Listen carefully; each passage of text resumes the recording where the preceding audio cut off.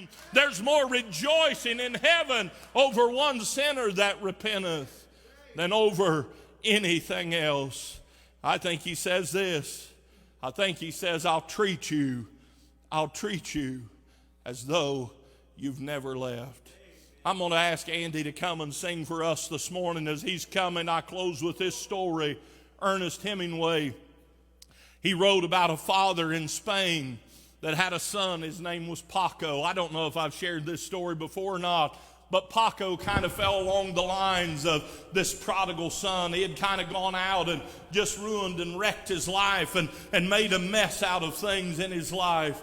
And this father had rejected him. Matter of fact, as a young man, because of his problems and all the things that were going on in his life, he had thrown him out of the house as a young man. But as years had passed by, that father began to regret sending his son down the road. And he sought out to find peace and contentment and restoration with his son. And I thought today, he puts an ad in the newspaper, and he says this. He says, Paco, he said, all is forgiven. All is forgiven. He said, I'll meet you tomorrow. I've been looking. I haven't been able to find you.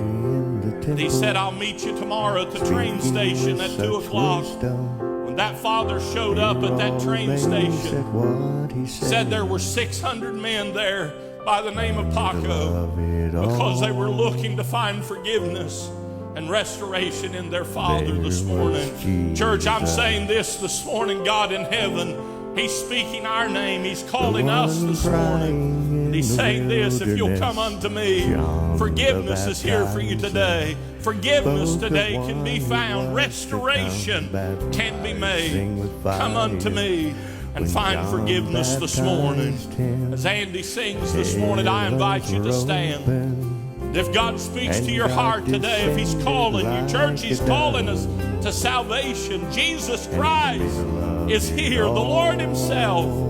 He says, come to me and let the Lord meet the need of your heart and of your life today. If you have a need, I'd love to pray with you as Andy sings. Why don't you come? The wedding at Canaan, the wine made from water, going to the ruler's house to bring life to his daughter.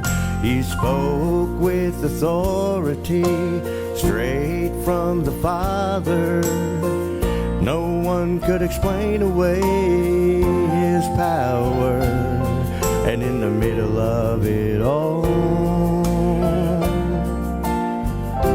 there was Jesus.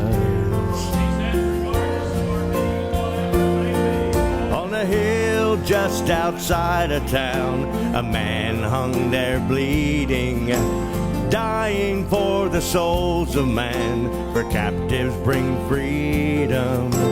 3 days later, his tomb was empty. He conquered death and the grave. And in the middle of it all, there was Jesus. So no matter what you're facing, no matter where you've been, in hard times or in good times, keep your eyes on him. Even in the heat of battle or by pleasant mountain streams, he'll be right there in the middle. That's where he's always been. So be strong and take courage when you think you're gonna fall, 'cause right in the middle of it all, there is Jesus. There is Jesus. There is Jesus. Praise God. Amen. Amen. Aren't you glad God's faithful?